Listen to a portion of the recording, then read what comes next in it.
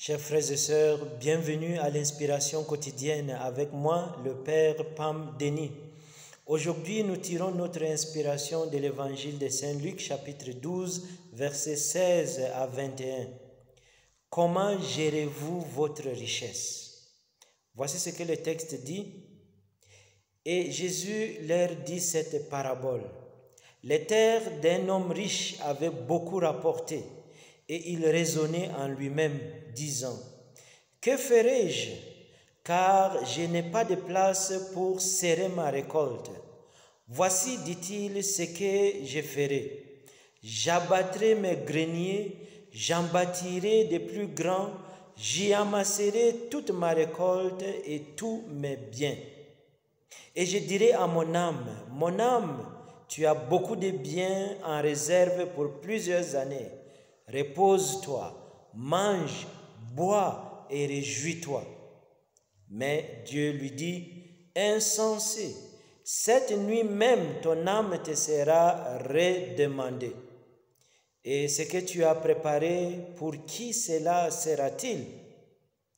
Il en est ainsi de celui qui amasse des trésors pour lui-même et qui n'est pas riche pour Dieu. » Chers frères et sœurs, nous souhaitons tous être riches un jour, même si nous nous rendons compte que la vie va au-delà de l'accumulation des richesses. C'est pourquoi l'inspiration d'aujourd'hui est une question sur la façon dont nous gérons notre fortune pour éviter le péché notoire de la cupidité.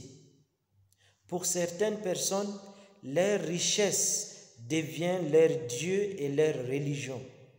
Ils finissent par servir leurs dollars, livres heureux au détriment des relations humaines.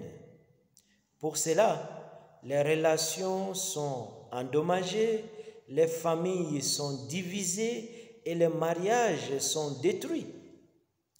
Dans cette parabole, l'homme riche prend une décision cruciale, normale et prudente.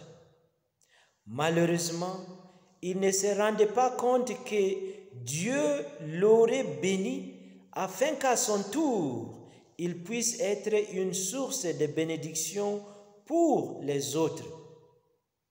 Il n'était intéressé que par sa belle vie.